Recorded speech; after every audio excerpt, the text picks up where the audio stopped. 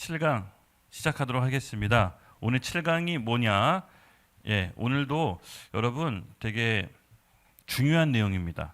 오늘도 되게 중요한 내용인데 아마 들어보지 못했던 내용일 수도 있어요. 근데 알고는 있는데 정리가 안 됐을 뿐이지, 우리가 알고는 있는데 정리가 안 됐을 뿐이지, 믿음에 대한 기초 원리, 믿음이 어떻게 작용해서 우리 삶 가운데 역사하는지에 대해서 좀 정리가 됐다라고 생각하시면 될 것 같아요. 이 정리된 거를, 중요한 거는 우리가 실제 삶에 적용을 해야 됩니다. 적용을 해야 됩니다. 그래서 오늘 믿음의 기초를 기본적인 거를 잘 다루고요. 이제 이것을 여러분 무기로 잘 삼으시면 좋을 것 같습니다. 먼저 조금 지난 시간 했던 걸 잠깐 리마인드 좀 하고 갈게요. 이 포인트를 제가 우리 하나 걸 좀 훔쳐왔어요. 네, 좋더라고요. 여러분, 하나님께서 이 세상을 보이는 세계와 보이지 않는 세계로 창조하셨다고 말씀 들었죠. 네, 보이는 세계가 우리가 땅을 밟고 사는 세계고요. 보이지 않는 세계가 영적인 세계인 바로 하나님 나라. 근데 하나님께서는 이 땅에 보이는 세계에 우리를 왕적인 존재로 창조하셨다고 했죠. 지난 시간에 한번 했던 얘기 기억날 거예요. 하나님 나라가 보이지 않는 세계가 있는데 그것을 보이는 세계로 만든 이유가 뭐다? 우리를 위해서, 우리.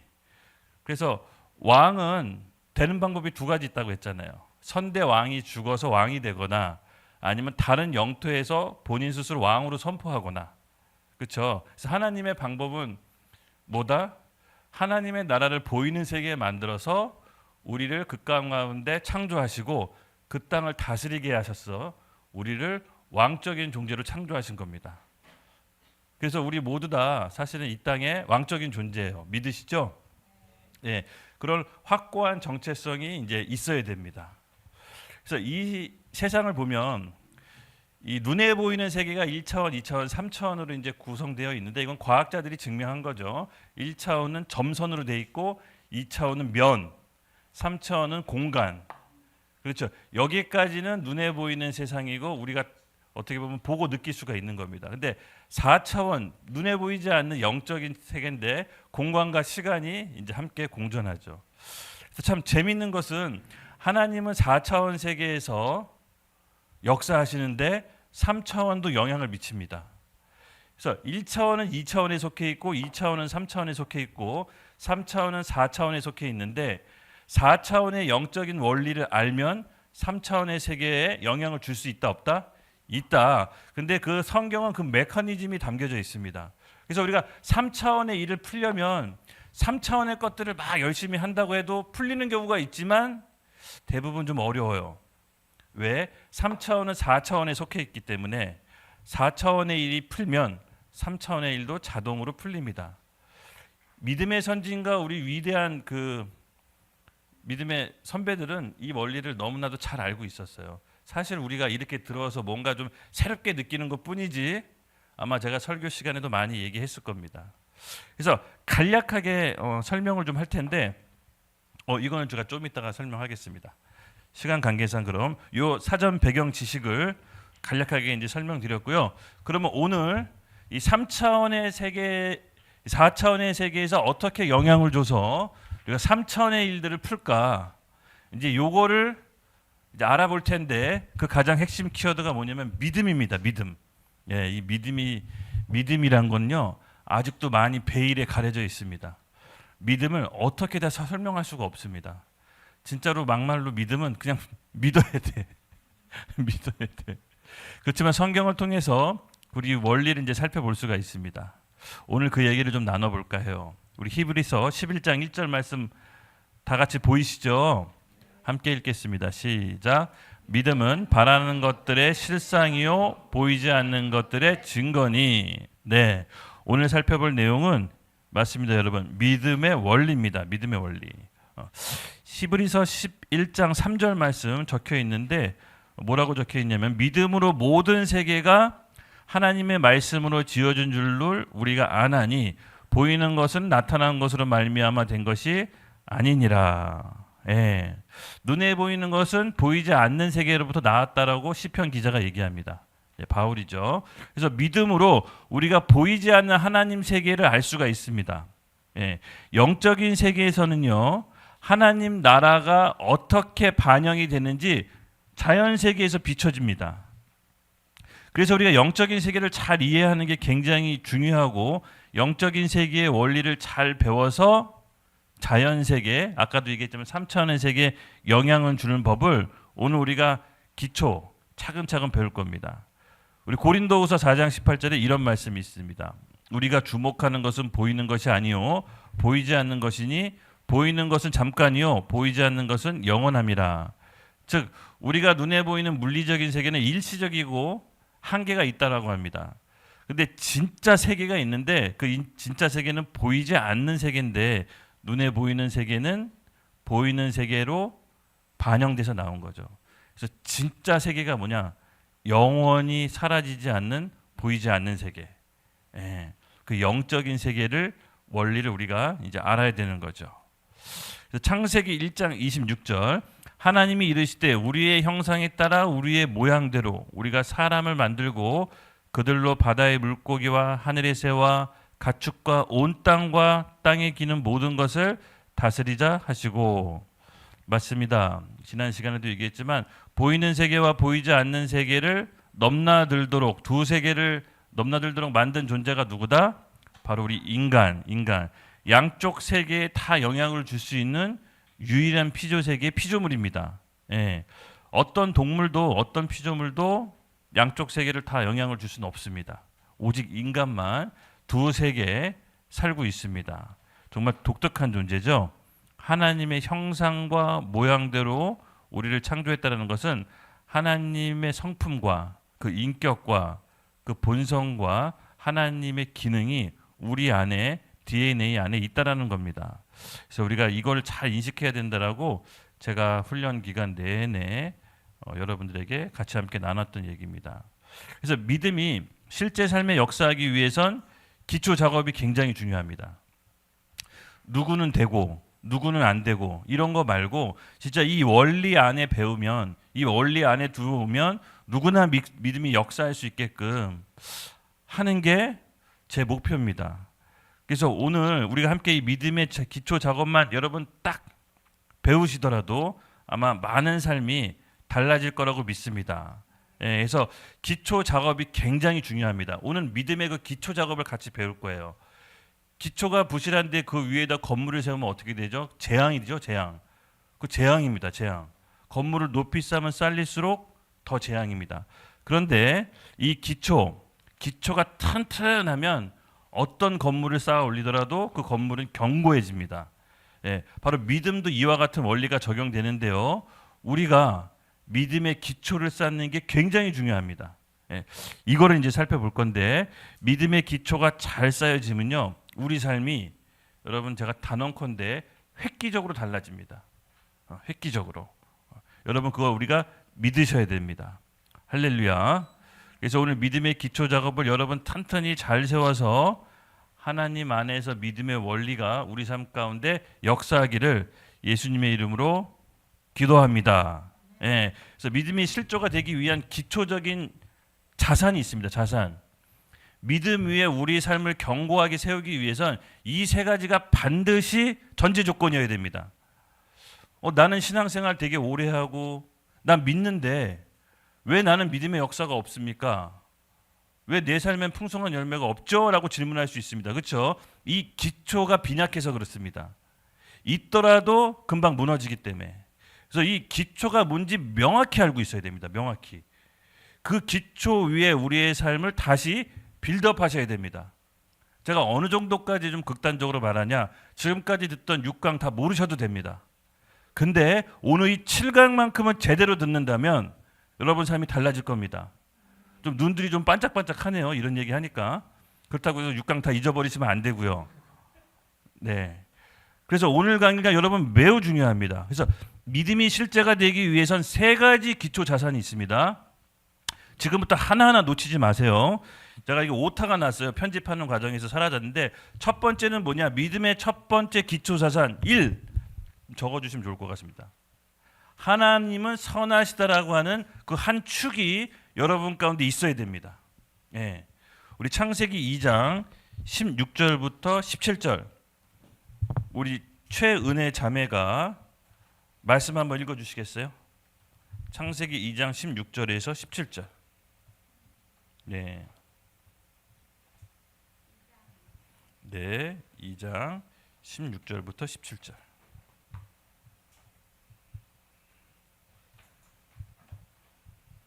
여호와 하나님이 그 사람에게 명하여 가라사대 동산 각종 나무의 실과는 내가 임의로 먹되 선악을 알게 하는 나무의 실과는 먹지 말라. 내가 먹는 날에는 정령 죽으리라 하시니라. 아멘, 아멘. 여러분, 하나님께서 아담과 하와에게 동산의 나무 열매, 선악을 알게 하는 나무 열매 빼고 나머지 다 먹으라고 했습니다. 네. 여러분 이게 좋은 걸까요? 안 좋은 걸까요? 좋은 거죠. 선악과만 안 먹으면 나머지 모든 것을 먹을 수 있습니다. 그렇죠? 근데 여러분 아시다시피 아담이 선악과를 알게 하는 나무 열매를 먹지 말라고 했는데 그걸 먹습니다. 예. 그럼 선악과를 알게 하는 나무 열매를 먹어서 선악이 뭔지 분별이 된 건가요? 아담과 하와가? 아니에요. 선악과 나무 열매를 먹어서 선악이 분별된 게 아니라 하나님께서 선이라고 한 게 선인 거고 악이라고 규정한 게 악이에요. 예. 하나님이 그렇게 규정했기 때문에 그것이 선악까지 그걸 먹어서 선악을 알게 된 게 아니라고요. 무슨 말인지 이해되시죠? 그래서 하나님께서 아담에게 요구하시는 게 뭐냐? 하나님이 먹지 말라고 한 게 선이다라고 하는 걸 인정해야 돼. 예, 인정해야 돼. 많은 부분이 믿음의 기초가 왜 믿음의 기초 위에 왜 쓰지 못하느냐? 우리 신앙생활이 하나님이 선하시다라는 거는 실제로 믿지 않아요. 그러니까 머리는 배워서는 알고 있는데 실제 삶에서 믿지 않아요. 그러니까 믿음의 위에서 역사하지가 않는 거예요.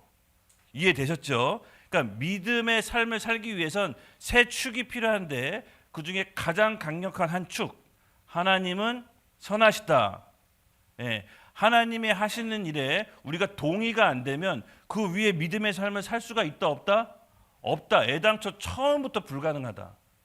예, 하나님이 그렇게 말씀하셨기 때문에 그게 선인 거지. 내 생각, 내 판단으로 선악을 판단하는 순간 하나님은 나보다 아래에 있는 존재가 되어버리는 거예요. 이해되시죠? 그래서 믿음의 첫 번째 축, 하나님은 선하시다. 요거 여러분 잊지 마세요. 요 한 축 갖고 가시고 두 번째 축이 있습니다. 우리 순종이가 좀 읽어주십시오. 예, 두 번째 축이 뭐다?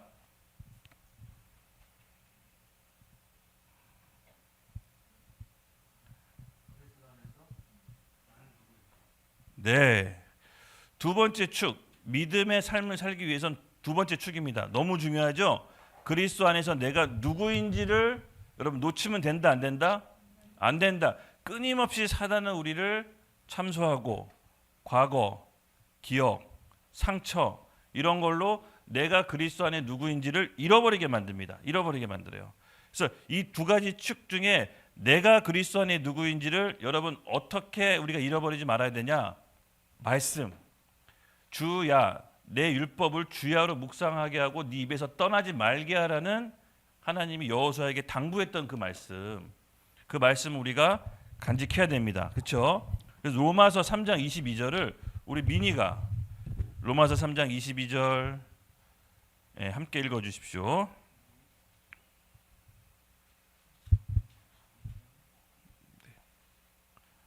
곧 예수 그리스도를 믿음으로 말미암아 모든 믿는 자에게 미치는 하나님의 의인이 차별이 없느니라. 아멘. 네, 예수 그리스도를 믿는 자마다 뭐다? 하나님의 의. 예. 그때 우리가 의가 뭐라 그랬죠? 예수 그리스도를 믿음으로 우리 하나님 앞에 의롭게 될 수 있다 그랬죠?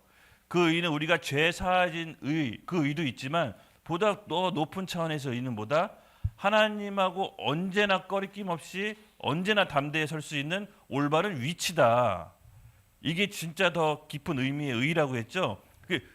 의가 형성이 된 거예요. 하나님하고 관계가 다시 온전히 올바르게 된 겁니다. 이것이 진짜 의예요. 그렇죠? 그래서 그리스도 안에서 그 믿음으로 말미암아 하나님과의 올바른 위치가 회복되었다.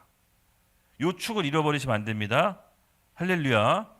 그래서 갈라디아서 3장 26절 너희가 다 믿음으로 말미암아 그리스도 예수 안에서 하나님의 아들이 되었나니. 구약과 신약의 가장 큰 차이점이 뭐라 그랬죠? 구약 사람들은 하나님을 아빠 아버지라고 부르지 못하지만 신약에서는 하나님을 아빠 아버지라고 부를 수 있는 권세가 있다라고 했습니다. 지금 그 얘기를 하는 거죠. 베드로전서 2장 9절. 예. 너희는 택하신 족속이요 왕 같은 제사장들이요 거룩한 나라요 그의 소유가 난 백성이니 이는 너희를 어두운 데 불러내어 그의 기이한 빛에 들어가게 하신 이의 아름다움을 선포하게 하려 하심이니라. 계속해서 우리의 정체성을 얘기하죠. 우리는 택하신 족속이요 왕 같은 제사장이요 거룩한 나라요 그의 소유가 된 백성이니. 계속해서 우리가 그리스도 안에서 십자가에서 이뤄 놓으신 그 의 안으로 들어가서 내 정체성을 잃어버리면 안 됩니다. 우리의 본성은 바뀐다 안 바뀐다? 안 바뀐다. 예수 그리스도를 믿는 즉시 본성은 바뀌지 않는데 자꾸 우리 죄 지은 거, 우리 과거의 상처 그런 것들로 계속 매여 있다 보니까 내 본성을 잃어버리는 거죠. 그래서 우리가 만들어 놓은 자아상대로 인생이 산다 그랬죠. 그래서 이 자아상을 어떻게 갖는지가 굉장히 중요합니다. 그래서 말씀에는 우리 자아상이 정확히 나와 있습니다. 하나님의 자녀, 거룩한 제사장, 왕 같은 제사장. 이렇게 계속해서 말씀으로 그리스도 안에 내가 누군지 정체성을 잃어버리면 안 됩니다. 이것이 두 가지 축이죠. 그래서 고린도후서 5장 17절 이전 것은 지나갔으니 보라 새 것이 되었도다. 우리의 본성은 완전히 새로운 피조물, 전에 존재하지 않은 피조물로 거듭났다라는 거. 여러분 이 축을 놓치면 안 됩니다. 이게 두 번째 축. 왜 지금 내가 이걸 계속 강조하냐면요. 이 축이 있어야 믿음으로 살 수가 있어요. 그러니까 믿음으로 살 수 있는 전제 조건이 있어요. 이 믿음으로 여러분 계속해서 지금 살지 못했다, 어려웠다, 실패했다. 그러면 오늘 이 믿음으로 사는 기초를 다시 한번 다지십시오. 지금까지 잘 살아왔다면 괜찮습니다. 지금 사는 대로 살면 됩니다. 그러나 지금까지의 삶을 내가 잘 못 산 것 같다. 그럼 지금까지 살아온 방식이 잘못됐다거나 내가 인식하고 있는 이 인식의 오류가 있는 겁니다. 인식의 오류는 올바른 지식을 습득해야 되고 지금까지 왔던 삶의 방식이 완전히 달라져야 돼요. 그래서 그 작업을 지금 하는 거예요. 기초석. 그래서 이걸 놓치면 안 됩니다. 믿음으로 살기 위한 전제 조건. 그리고 세 번째, 예수님께서 십자가에서 이뤄 놓으신 유업. 우리가 늘 얘기했죠. 네, 우리 경배기가 예수님께서 십자가에서 이뤄 놓으신 유업. 갈라디아서 3장 29절 한번 해 주십시오.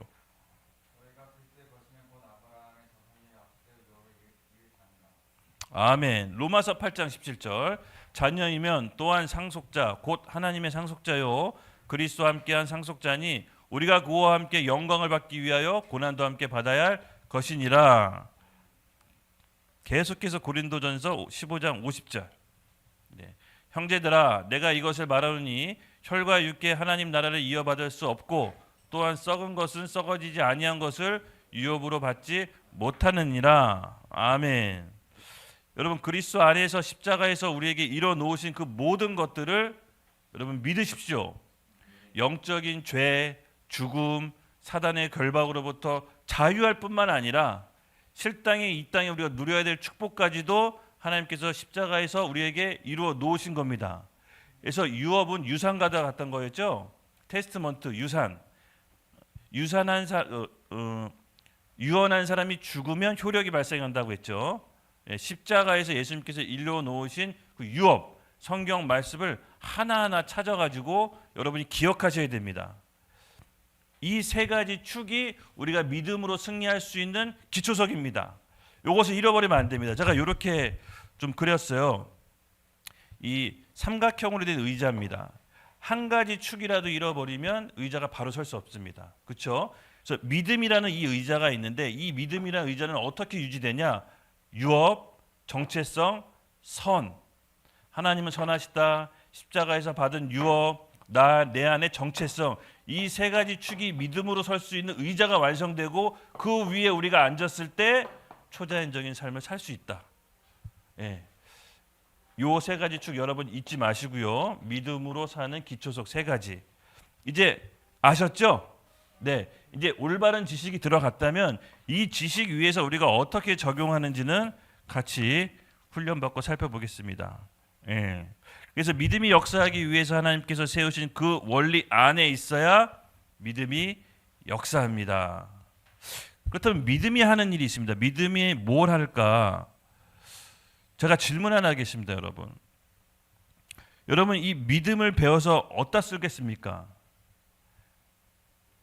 여러분 이 믿음을 배운다면 오늘 이 믿음의 기초석과 믿음의 원리를 배워서 여러분 삶이 업그레이드 됐다고 칩시다. 그러면 여러분 어떻게 앞으로 살 계획이 있으신지 한번 나는 이 믿음의 원리로 배워서 내 인생을 어떻게 살아보겠다라고 한번 드는 생각이 있으면 말씀해 보십시오. 예, 괜찮습니다. 한 명만. 순종이 예. 오늘 이 믿음의 기초석과 원리를 배워서 앞으로 어떤 삶을 살지 한번 포부를 한번. 네. 첫 번째처럼 동의가 안 돼도 전하시는 것 자체가 합니다. 네, 그러니까 그게 이제 믿음으로 살기 위한 기초석 중 하나고요. 네, 그렇게 살아서 어떻게 살겠냐, 너무 어려운 질문을 한 것 같습니다. 기도할게요. 네, 다음 넘어갈게요. 네, 예, 히브리서 11장 6절 우리 함께 읽겠습니다. 시작. 믿음이 없이는 하나님을 기쁘시게 하지 못하나니 하나님께 나아가는 자는 반드시 그가 계신 것과 또한 그가 자기를 찾는 자에게 상 주심을 믿어야 할지니라. 아멘. 예, 우리가 믿음을 갖는 이유는 성경에 나와 있습니다. 믿음 없이는 하나님을 기쁘게 할 수가 없죠. 즉 하나님을 기쁘게 하시기 위해서 우리 이 믿음이 필요한 겁니다. 예.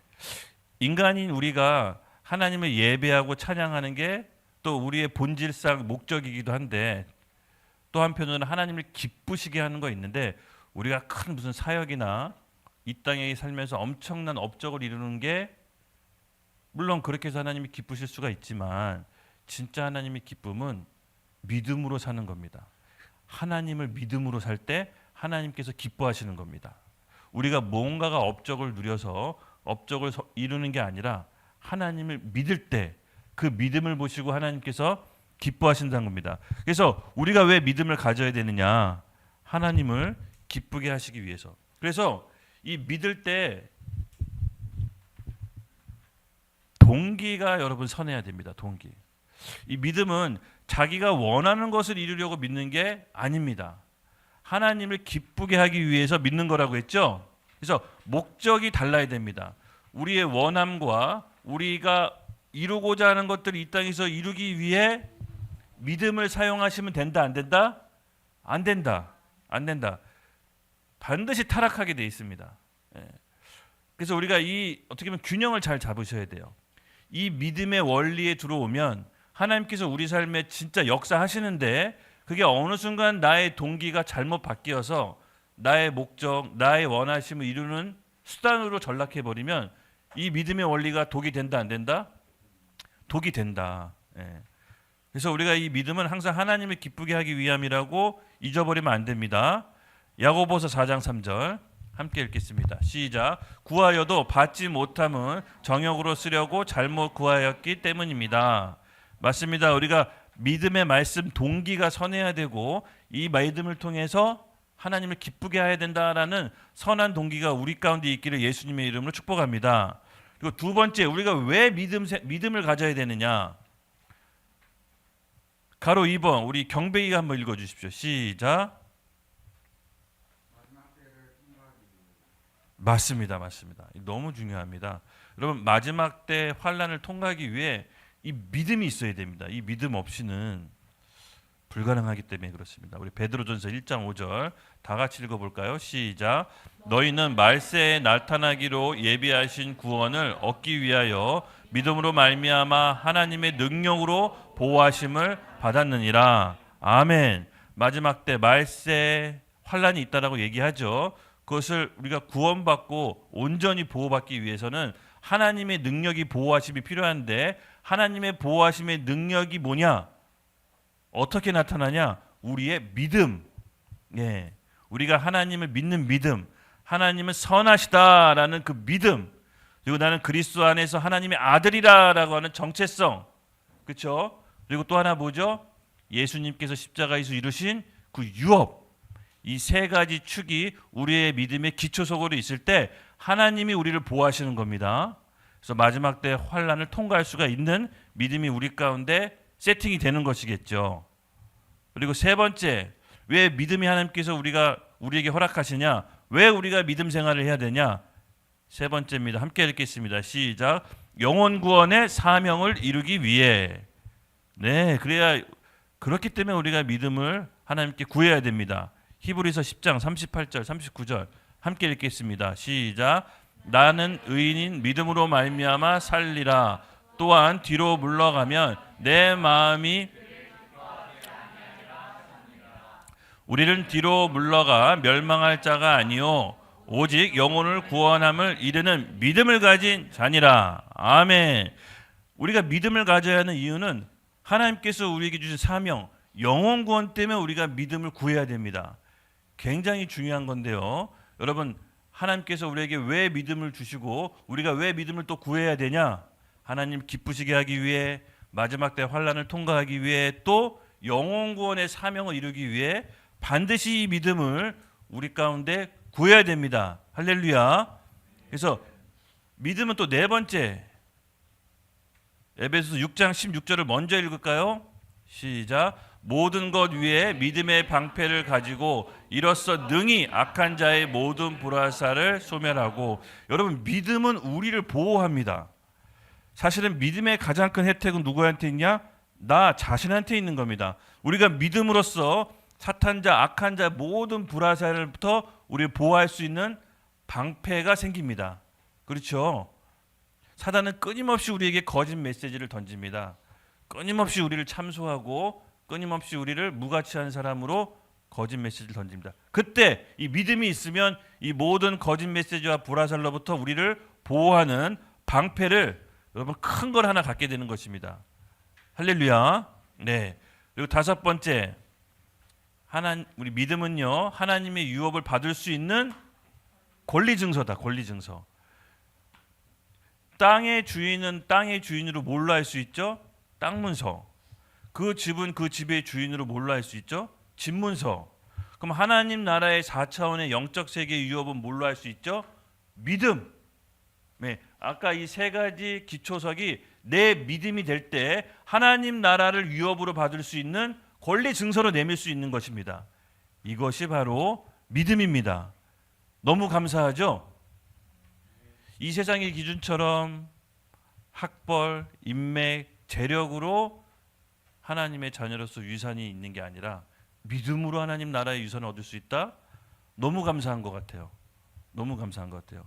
이것만큼은 뒤처질 수 없겠죠? 돈도 없고 백도 없고 인맥도 없는데 믿음도 없으면 이거 하나님 나라에서 어떻게 살아갑니까? 이거라도 우리가 쟁취해야 됩니다. 할렐루야. 하나님은 참 공평하신 것 같아요. 이런 구조를 보면 참 마음이 안심이 됩니다. 내가 하나님 세상에서는 반품됐지만 하나님 나라에서는 내가 역전할 수 있겠구나. 믿음만 있으면. 예. 우리 같이 갈라디아서 3장 29절 함께 읽겠습니다. 시작. 너희가 그리스도의 것이면 곧 아브라함의 자손이요 약속대로 유업을 입을 자냐. 아멘. 아브라함과 하나님이 맺으신 그 언약. 너를 축복하는 자 내가 축복하고 너를 저주하는 자 내가 저주할 거야. 이 어마어마한 유업과 약속이 어떻게 우리 것이 되느냐? 믿음으로 가능하다고 합니다. 예수 그리스도를 믿는 그 믿음으로 아브라함과 맺었던 축복이 우리의 축복이 될 수 있다라고 성경은 얘기합니다. 할렐루야. 그래서 우리가 예수 그리스도를 믿는 즉시 아브라함의 복이 우리의 복이 되는 것입니다.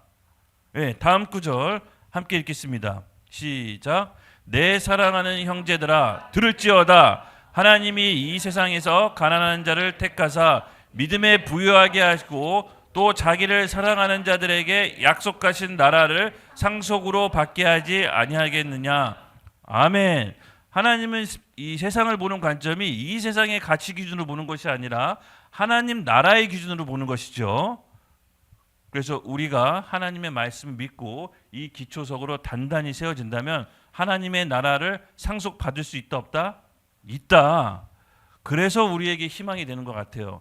비록 이 세상 사는 동안 반품당하는 인생처럼 살았지만 이 믿음의 원리를 아는 즉시 이 원리 위에 우리가 신앙생활을 같이 다시 세우면 하나님의 나라의 유업을 물려받을 수 있는 하나님의 자녀로서 다시 거듭나게 되는 것입니다. 아멘. 그렇다면 우리 네 번째 넘어가겠습니다. 네 번째 키워드, 믿음이란 그럼 무엇인가? 별표를 좀 펜이 있으신 분들은 별표를 치십시오. 그렇다면 믿음이 뭔가? 믿음의 정의가 뭔가?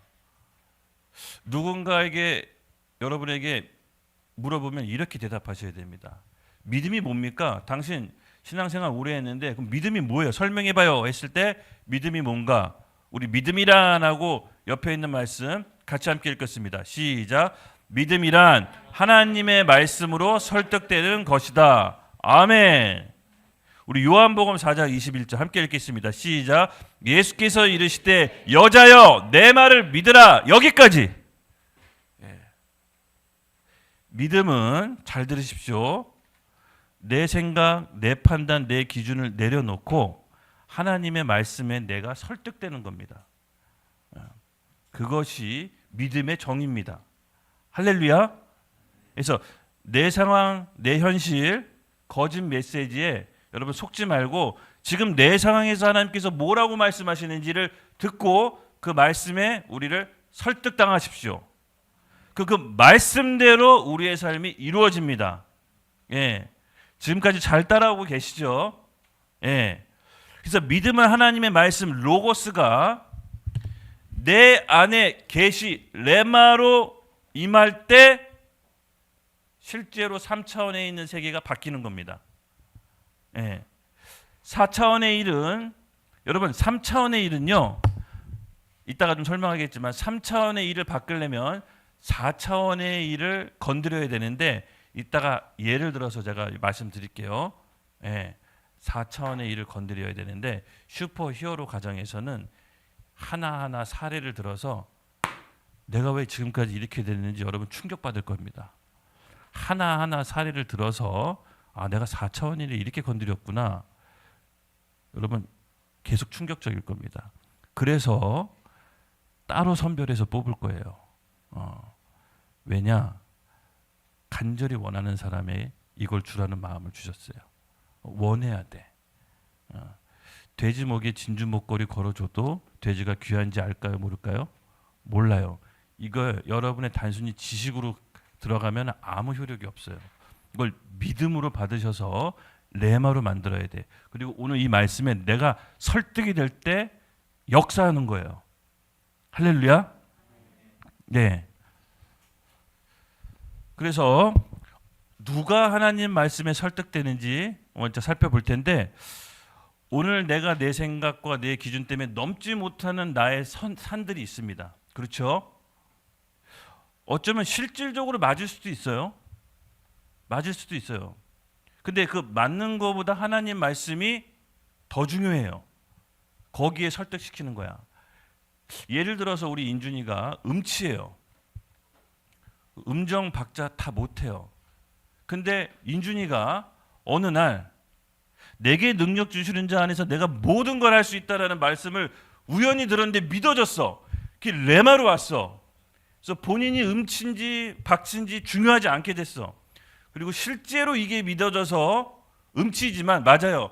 음치가 맞아. 현실은 박치가 맞지만 음치가 아닌 것처럼 노래를 해. 그냥 이게 믿어졌어. 레마로 왔어.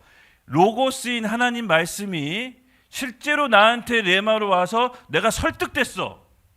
그래서 노래는 못하고 박치지만 잘하는 사람처럼 말하기 시작했어. 그때 4차원의 세계가 역사에서 실제로 노래를 잘하게 될까요? 안 하게 될까요? 잘하게 돼요. 그래서 눈에 보이는 박치음치 중요하다 중요하지 않다? 중요하지 않다. 내 상황에 맞는 하나님 말씀에 설득돼야 돼요.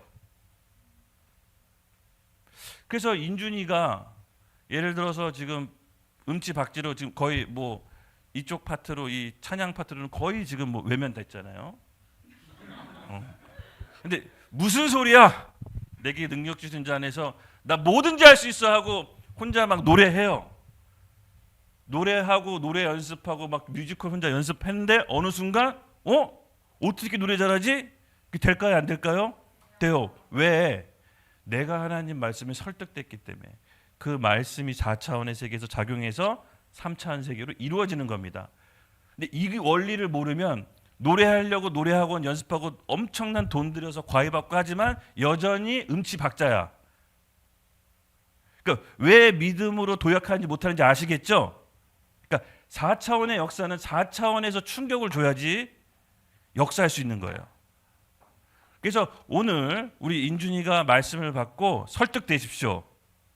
그래서 지금부터 노래를 막 해. 그냥 노래 못하는 건 맞아. 음친 건 맞아. 그 현실이야. 하지만 그게 중요하다 아니다? 아니다. 말씀에 내가 설득돼야 된다. 그런 관점에서 우리 삶의 모든 영역에 있어서 하나님 말씀을 레마로 받고 그 말씀에 설득되십시오. 믿음의 정의가 뭐다? 하나님의 말씀에 설득되는 거. 왜 내 삶 가운데 믿음이 역사하지 않은지 이제 좀 아시겠죠? 네, 일단은 이 세 가지 기초석의 기반이 너무 부족하고 빈약해. 그리고 하나님의 레마의 말씀이 와서 말은 맞는 말 하는데 믿지를 않아. 네, 말은 맞는 말 하는데 믿지를 않으니까 역사가 안 일어나죠. 히브리서 4장 2절에 내 믿음과 우리 행동이 결부시키라 그랬어. 말을 옳은 말 하지만 믿음의 역사가 안 일어나는 사람들의 특징 믿지를 않아 사실은. 그러니까 내가 설득된 부분만 믿어. 그러니까 그 부분에 대해서만큼은 설득이 돼. 그러니까 내가 말을 부정적으로 하면 내 안에 안 좋은 열매가 맺혀지니까 그게 설득돼서 좋아. 오케이. 부정적인 말을 안 하게 됐어. 그런데 그 다음에 왜 역사가 안 일어나냐? 그 다음 걸 안 믿어. 그럼 그 다음 거의 말씀에 설득돼야 돼요. 그리고 실제로 노래 잘하는 사람처럼 뮤지컬 배우처럼 오페라 가수처럼 막 노래를 해. 그냥 혼자 미친 사람처럼. 때로는 미쳐봐야 돼. 때로는 미쳐봐야 됩니다. 할렐루야. 우리 형제들 좀 제가 아쉬운 게 우리 교회 형제들 좀 패기가 없어요. 형제들하고 좀 유격 훈련을 갔다 와야 돼요. 좀 필요할 것 같아요. 너무 이렇게 좀 뭔가 멍해 있어요. 안 좋은 영인데 한번 유격 훈련 한번 갑시다. 그래서 이 믿음이 그래서 믿음이 세상을 이긴다는 말이 이 말이에요. 할렐루야. 네. 그러면 이 믿음에 누가 이 하나님 말씀에 설득이 잘 되냐? 설득 잘 되는 사람들의 스타일이 있어요. 우리 같이 함께 살펴볼까요? 네, 우리 이어서 내친 김에 인준이가 누가 하나님 말씀에 설득되는가? 1번 얘기해 주세요. 믿음은 순수한 마음부터 역사한다. 아멘. 이 순수한 마음, 의심하지 않는 어린아이 같은 순수한 마음에 하나님께서 레마로 말씀이 잘 임하세요. 주세요. 우리 마가복음 4장 18절에서 21절 함께 읽겠습니다. 시작. 또 어떠한 이는 가시떨기에 뿌려진 자니 이들은 말씀을 듣기는 하되 세상의 염려와 재물이 유혹과 기타 욕심이 들어와 말씀이 막아 결실하지 못하게 되는 자요. 좋은 땅에 뿌려졌다는 것은 곧 말씀을 듣고 받아 30배, 60배나 100배의 결실을 하는 자이니라. 또 그들에게 이르시되 말씀이 등불을 가져오는 것은 말 아래에 스톱. 20절까지만 하면 됩니다. 네네. 맞습니다. 여러분, 말씀은 결국은 우리 마음밭이 어떠냐에 따라서 말씀이 결실을 맺는데 순수한 마음, 이 말씀을 들으면 그냥 있는 그대로 믿는 그 순수한 마음이 하나님 말씀에 잘 설득되는 사람들의 특징입니다. 그래서 말씀을 받을 때 약간 순수하게 받아들이세요. 계산하지 말고. 할렐루야. 내가 이렇게 말씀 들으려고 시간 쓰고 돈 쓰고 이렇게 했는데 안 이루어지면 어떡하지? 그러면 안 이루어져요. 예수님께서 십자가에 못 박혀 죽으실 때 나는 이렇게 죽었는데 이 다음 애들이 안 믿으면 내가 죽을까 말까 고민하다가 애들 안 믿을 것 같아서 십자가 안 매. 이러면 역사가 안 일어나잖아요. 그렇죠? 예, 먼저 그리스도께서 믿으셨어요. 먼저 죽으셨기 때문에 우리가 그 믿음을 보고 같이 믿음으로 올인하는 겁니다. 예, 그래서 믿음은 어떤 조건이 있으면 안 돼요. 이거 내가 믿었을 때 안 이루어지면 어떡하지? 이러면 안 이루어져요 이미. 그래서 순수한 마음으로 가자. 그렇죠? 두 번째, 우리 인준이가 계속 내친 김에 여세를 뭐라 빨리. 네. 가난하고 상한 신령 위에 역사한다. 아멘. 순수한 마음 플러스 가난하고 상한 심령. 주님 아니면 도저히 답 없습니다. 내 인생. 이런 상한 심령이 믿음의 역사하게 합니다. 할렐루야. 마가복음 5장 27절에서 28절 함께 읽겠습니다. 시작. 예수의 소문을 듣고 무리 가운데 끼어 뒤로 와서 그의 옷에 손을 대니 이는 내가 그의 옷에만 손을 대어도 구원을 받으리라 생각함이더라. 아멘. 이 혈루증 여인, 혈루증으로 계속해서 고통받는 이 여인이 예수님이 왔다는 소리만 듣고 예수님의 손에 내가 손 한 번만 대도 낫겠다라고 하는 그 가난한 심령. 뭐 지금 파산 상태예요. 영적으로, 육신적으로도 무너졌어요. 도저히 방법이 없어. 근데 이 자매가 선택했던 방법 뭐냐?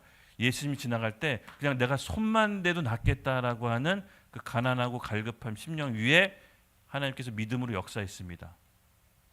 하나님 말씀을 있는 그대로 순수하게 받아들이는 그 마음과 가난하고 갈급한 심령은요, 믿음으로 역사하게 하는 중요한 포인트입니다.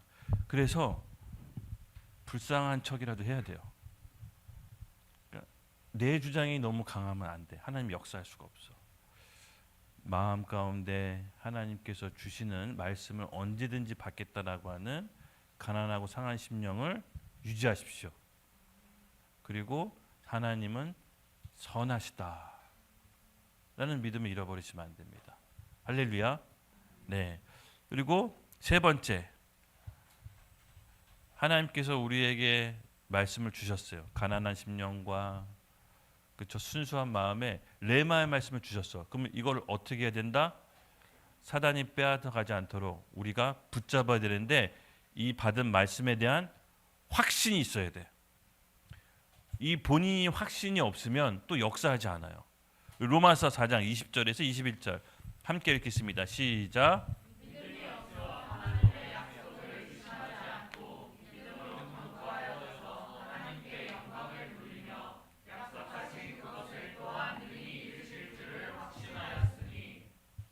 아멘, 아멘.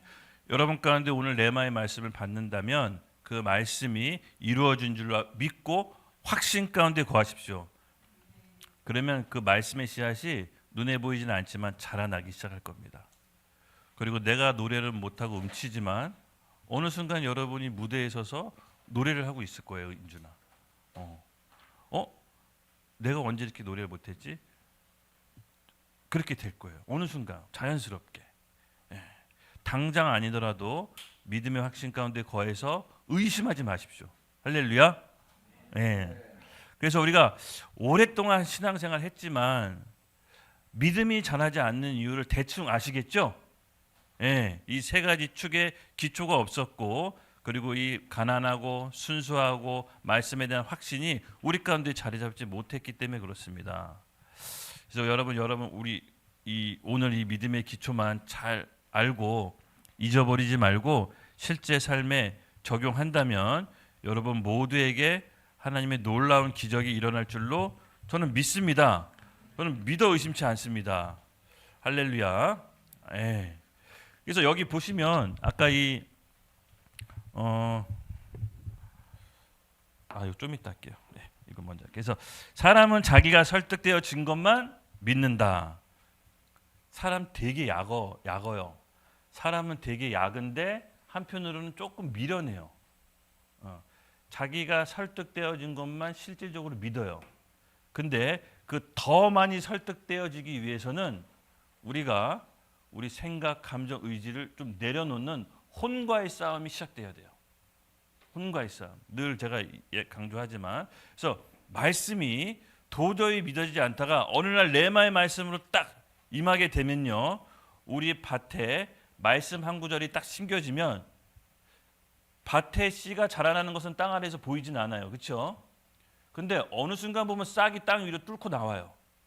예, 그때까지 여러분 인내하셔야 돼. 그때까지 의심하지 말고 기다리셔야 돼요. 그래서 하나님께서 역사하실 때 우리의 의지와 마음밭도 굉장히 중요합니다. 하나님 일방적으로 역사하지 않으세요. 물론 특별한 경우에 그렇게 강권적으로 하시는 일도 있지만 대부분 우리가 하나님 앞에 반응하도록 타이밍과 때를 기다려요. 그래서 그 위에 같이 역사하십니다. 예, 하나님은 마음밭과 상관없이 쉽게 우리를 믿어지게 하지 않으세요. 쉽게 믿어지게 하지 않으세요. 왜냐하면 이건 자기 아들을 내어줘서 우리를 구하신 그 믿음이 너무 쉽게 여러분 가운데 믿어지게 하지는 않으신답니다. 그래서 여러분 마음 가운데 이 믿음이 잘 자리 잡으셔야 됩니다. 마태복음 7장 6절 말씀 함께 읽겠습니다. 시작. 거룩한 것을 개에게 주지 말며 너희 진주를 돼지 앞에 던져주지 말라. 그러니 그것을 발로 밟어 돌이켜 너를 찢어 상하게 할까 염려하노라. 아멘. 하나님이 일단 우리 가운데 줄 때는 여러분 가장 좋은 거 주신다라는 믿음이 있고 기다리셔야 돼. 아까 예수님이 뭐라 그랬죠? 여자여 믿으라. 예. 하나님이 설정한 타이밍이 있으세요. 할렐루야. 그래서 믿음에 생기는 원리 이제 살펴보겠습니다. 5번을. 믿음이 생기는 원리가 있습니다. 어떻게 해서 믿음이 생기냐? 첫 번째, 믿음은 어떻게 생긴다? 들으면서 생긴다. 여러분 늘 읽기 잘 아시죠? 로마서 10장 17절. 그러므로 믿음은 들음에서 나며 들음은 그리스도의 말씀으로 말미암느니라. 그리스도의 말씀을 들으면서 우리가 믿음이 생깁니다. 그리고 두 번째, 믿음에 대해서 싸워야 할 대상이 있는데 우리 에베소서 6장 12절 함께 읽겠습니다. 시작. 우리의 씨름은 혈과 육을 상대하는 것이 아니요 통치자들과 권세자들과 이 어둠의 세상 주관자들과 하늘에 있는 악한 영들을 상대함이라. 우리가 하나님의 말씀이 심겨져서 4차원의 영적 세계의 진동을 일으켜서 믿음이 발휘되려고 할 때 가장 먼저 감지하고 방해하는 놈들이 누구다? 사단마귀. 예. 얘가 믿음이 들어왔네. 얘가 하나님 나라에 확장할 텐데 어떡하지? 탁 이제 감지한 겁니다. 왜? 우리의 싸움은 누구다? 눈에 보이는 옆에 있는 동료 사람들이 아니라 하늘에 있는 악한 영이라고 바울이 얘기한 겁니다. 맞습니다. 여러분 우리의 싸움은요. 싸움의 대상자를 정확히 알아야 됩니다. 여러분이 믿음으로 서고 성장하려고 할 때 사단은 더 극심하게 방해합니다. 극심하게 방해해요. 마음을 요동치게 합니다. 생각을 어둡게 합니다. 불협화음을 일으키고 다툼을 일으킵니다. 왜? 믿음으로 성장해야 되는 걸 알기 때문에 사단은 여러 가지 방법으로 좌절시킵니다. 그때 이 사단에게 마음을 내어주는 것이 아니라 마음을 굳게 지키고 믿음의 말씀으로 사단을 물리치고 생각으로부터 떠나가게 해야 됩니다. 이 실질적인 싸움이 우리에게 이제 시작된 건데요. 이 싸움이 어디서 일어나느냐? 제가 늘 얘기했지만 사실은 교회에서 용어가 혼용되어 있는데 사실은 혼에서 일어나는 싸움이에요. 우리 생각, 감정, 의지 여기 이 싸움을 우리가 지켜야 돼요. 우리 3번 같이 읽을게요. 시작. 혼의 구원 베드로전서 1장 9절 함께 읽겠습니다. 시작. 믿음은 결국 곧 영혼의 구원을 받음이니라. 아멘. 결국 믿음은 뭐냐면 이 영혼이 이제 영어로 soul 혼이에요. 혼의 구원을 어떻게 받냐? 믿음. 믿음을 통해서 혼의 구원을 받는데 그 믿음을 실질적으로 어떻게 해야 되냐? 베드로전서 1장 22절 함께 읽겠습니다. 시작. 너희가 진리에 순종함으로 너희 영혼을 깨끗하게 하며 스톱.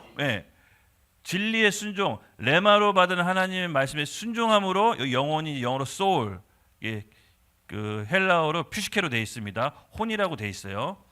혼을 깨끗하게 할 수 있다. 즉 내 생각, 감정, 의지 삐뚤어진 이 사단이 점령한 이 혼의 밭에 내가 말씀으로 순종할 때 깨끗이 조금씩 바뀌는 겁니다. 그럴 때 믿음으로 우리 혼이 구원을 받는다라고 베드로 사도가 예수님 배반하고 도망가고 어마어마한 역사를 일으키고, 베드로 전서가 뭐냐면요, 베드로 사도가 혼이 다 죽고 거듭나서 쓴 책이에요. 본인이 통찰력으로 쓴 거야. 본인이 통찰력으로. 그래서 이 혼과의 전쟁이 여러분 굉장히 중요합니다. 그래서 여러분 이 혼이라고 하면 우리 생각, 감정, 의지, 이 머릿속을 얘기하는 거지만 한편으로는 우리의 삶의 모든 영역, 인간관계, 재정의 영역, 우리 생각, 습관, 재정의 영역, 늘 재정이 어렵고 늘 재정이 파탄나고 늘 재정 가운데 허울리고, 이 재정의 영역에 극복하지 못해서 그러는데, 이 재정의 영역에 늪에 빠지는 원인이 있어요. 슈퍼 히어로 가정은 또 이런 것도 다를 거예요. 나는 늘 인간관계랑 불협화음이 있고 늘 인간관계랑 파탄이 나. 예, 그 원인이 있어요. 4차원의 세계를 건드려야 돼요. 성경은 그걸 잘 설명해 놨어요. 우리 믿음의 선배들은 이걸 다 정리해 놨어. 다 정리해 놨어. 그래서 여러분 이제 바뀌셔야 돼. 계속 이 패턴대로 사시면 안 돼. 그런 의지가 있어야 돼. 하나님이 판을 깔아놔도 우리가 그 판으로 들어가겠다라고 하는 의지가 있어야 돼. 할렐루야. 그리고 그 의지가 들어갔다면 여러분 그대로 행하셔야 돼. 예. 사람이 되게 똑똑한 것 같은데 또 한편으로는 미련해요. 똑같은 실수 똑같이 반복해요. 10년 전에 했던 실수 똑같이 반복해요. 오늘 여러분 눈이 튀어지는 시간이 되길 예수님의 이름 축복합니다. 영적인 세계가 튀어져야 됩니다. 예. 벗겨지셔야 돼요. 네, 그래서 내 삶의 영역 가운데 말씀에 반대되었던 생각, 사상, 생활 패턴, 습관들, 교회에서 내가 이렇게 얘기해 주잖아요. 여러분 기분 나쁘게 받아들이지 마시고, 이거 고치면 되겠구나라고 받아들여 보세요. 그렇죠? 그러면 결국은 이 악의 패턴이 끊겨지는 거야. 우리가 뭐 이익 관계 때문에 만난 사이 아니잖아요. 그렇죠? 그리스도 안에서 믿음으로 만난 형제 자매잖아요. 그러면 제가 얘기한 거 뭔가 이유가 있지 않겠어요? 그렇죠? 예, 기분 나빠하지 마시고 그 부분을 고치십시오. 그럼 반드시 열매 맺을 겁니다. 할렐루야. 그래서 모든 우리 삶에 펼쳐지는 엉겅퀴와 가시덤불 끊을 수 있습니다. 이 원리 안에 들어오기만 하면. 누구는 되고 누구는 안 되고 그런 게 아니라 이 원리 안에 들어오기만 하면 누구든지 다 살 수가 있는 그런 구조를 만들고 싶은 게 제 꿈이에요. 네. 그래서 우리가 이 싸움을 여러분 포기하지 맙시다. 네. 하나님의 말씀은 4차원에 속한 영역이기 때문에 이 4차원 안에서 우리가 역사하고 일해야 됩니다. 그래야 하나님께서 3차원의 일을 바꾸십니다. 그래서 4차원을 이해하려고 하면 여러분 오늘 이 말씀 가운데 우리가 정통해야 돼요. 그리고 주야로 말씀을 묵상하고 단순한 영적 생활이 여러분 무시하지 마십시오. 이 단순한 영적 생활이 여러분들의 신앙의 기초가 되어서 무너지지 않은 반석 위에 여러분들의 삶을 쌓아 올릴 것입니다. 이번만큼은 우리가 절대 물러서지 맙시다. 제가 이제 기도원 갔다 와서 내년에 신년 기도할 때 하나님께서 주신 기도 제목과 말씀과 표가 있는데 대충 좀 정해졌어요. 내년에는 진짜 제가 벼를 겁니다. 벼를 겁니다. 바뀌든지 아니면 제가 다른 좋은 교회로 안내할 겁니다. 네, 진짜로 배수의 진을 쳤어요. 처음에 5-6명 갖고 시작하려고 했는데 이것도 지금 너무 많아. 나는 이 많은 사람 커버 못해. 5-6명만 확실히 변화해도 세상 바뀝니다. 그래서 배수의 진을 칠 겁니다. 할렐루야.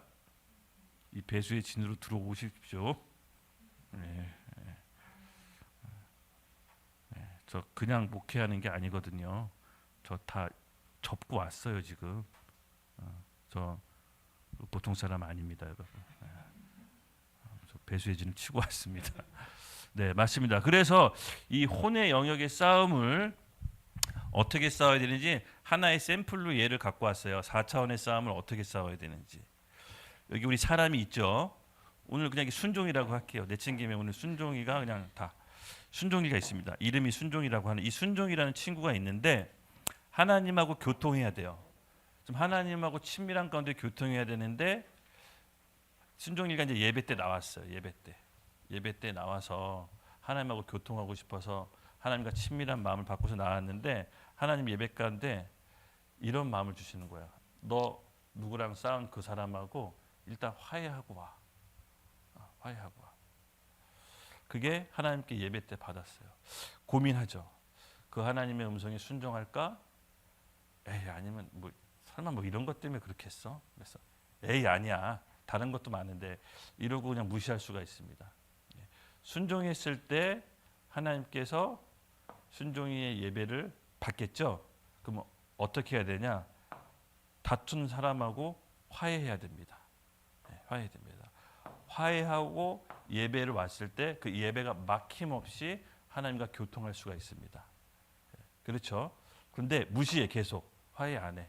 무시 안 하고 계속 기도 열심히 하고 말씀 전보다 더 2배로 늘리고 막 금식도 하고 근데 뭔가가 계속 불편해.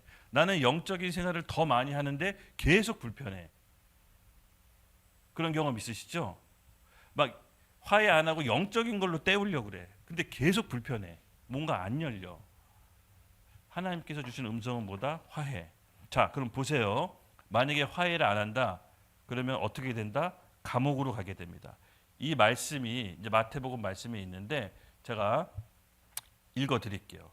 그럼 4차원의 일은 뭐고 3차원의 일은 뭐냐? 3차원의 일은요. 그 사람하고 화해하려고 뭐 돈을 주거나 보상을 해주거나 어떻게든 그 사람하고 관계를 회복하려고 자기가 수단과 방법을 아끼지 않고 해. 이게 바로 3차원의 일이에요. 예. 근데 4차원의 일은 뭐냐면은 자기가 먼저 용서를 구하고 사랑으로 먼저 베풀고 그 사람하고 맺혔던 담을 허물기 위해서 자기가 십자가를 져요. 이게 4차원의 일이에요. 3차원과 4차원의 일은 확연히 달라요. 3차원의 일은 혈과 육으로 해결하려고 하는 거고 4차원의 일은 우리의 마음과 성품에 따라 달려 있는 거예요. 그래서 4차원의 일을 먼저 해결해야 하나님과 막혀있던 교통이 풀리기 시작해서 다시 영적인 기회들이 생깁니다. 이게 말씀이 마태복음에 나와 있어요. 우리 마태복음 5장 23절에서 25절 함께 읽겠습니다. 시작.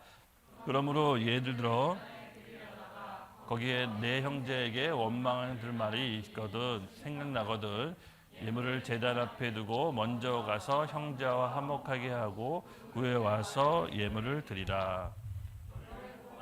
자와 함께 기길이 있을 때 급히 사화하라. 그 고발하는 자가 너를 재판장에게 내어주고 재판장이 옥리에게 내어줘 옥에 가둘까 염려하느라. 아멘. 아멘. 이 말씀의 얘기가 이 원리 안에 있는 것입니다. 예. 그래서 우리는 어떤 영적인 일을 해결하려고 할 때 사실은 인간적인 방법으로 많이 시도를 하는데 그게 아니라 사람과의 관계, 사람과의 다툼, 사람과의 용서가 먼저 풀어지는 게 4차원의 일에 임팩트를 주는 거예요. 네. 좀 손든 거예요? 왜? 이따가 좀 막을게요. 시간이 얼마 없어서 좀 이따 질문 한번 받읍시다. 네. 그래서 이 영적인 일을 여러분 먼저 4차원의 임팩트를 주는 게 뭔지 알았죠? 네. 육과 혈을 하는 게 아니라 하나님이 주시는 감동에 따라 우리가 할 수 없는 것들을 하는 거예요. 누구에게 용서를 빌고 누구와 화해하고 누구를 품고 그 사람을 안고 가는 게 여러분 잘 생각하세요. 이것도 헷갈리면 안 됩니다. 자기 인간적인 생각으로 용서하고 화해하고 품는 게 아니에요. 뭘 용서하느냐? 용서할 수가 없는데 도저히 용서가 안 되는데 용서하는 게 4차원의 일을 견디는 거예요. 무슨 말인지 알죠? 그러니까 교묘하게 여러분 생각이 섞여 있으면 안 돼. 도저히 받아들일 수 없고 도저히 용서가 안 되는 사람을 용서해야 그 4차원의 임팩트가 있는 거지. 누가 봐도 용서 가능하고 누가 봐도 사랑하라 했으니까 뭐 악하고 같이 뭐 용서하고 악을 사랑하자, 이게 안 된다라는 거예요. 그렇죠? 예.